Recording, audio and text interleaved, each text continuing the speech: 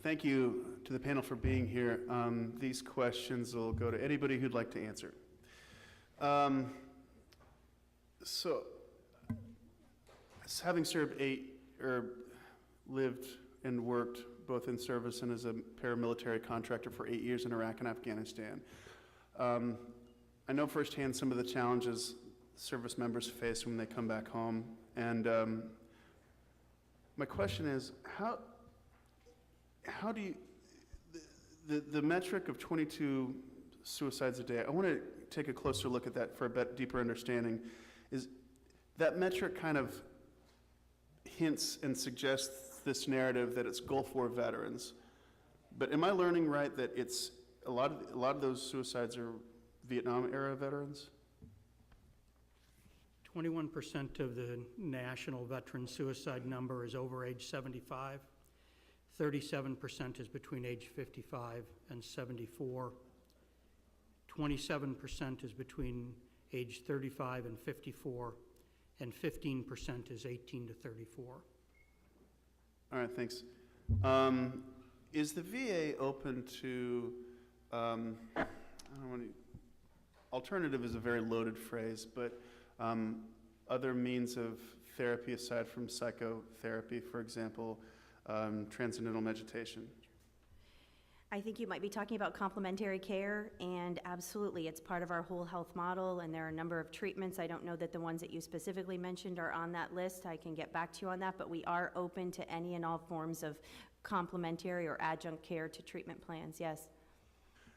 And how, do you have data that could measure the efficacy of those as compared to the more traditional psychotherapy?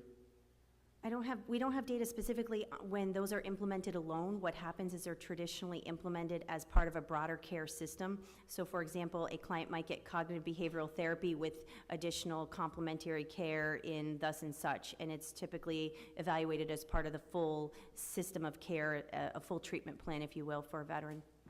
Are the veterans open to those approaches? It appears as though they are. I've read quite a bit in the literature about them being open to things like yoga and other forms of that type of therapy. Are active Guard and Reserve commanders open to those approaches as well? I know it's tough for you to say. I think there's been tremendous progress in the openness of active leaders to these, because they can keep soldiers in the fight, and soldiers do very well with these types of training. I think the early intervention and the embedding of both behavioral health providers with the active component formations has shown tremendous value in both special operations as well as traditional ground forces. Should those take a bigger role in soldiers' basic trainings? I think that making service members aware of the role of complementary medicine is tremendously valuable.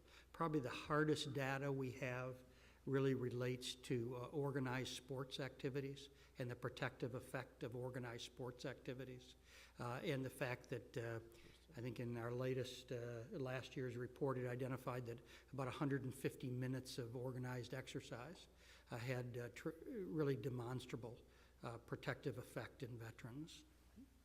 Great. Thank you so much. I have no doubt there would be many more suicides if it weren't for your efforts, so thank you for your service. I yield my time.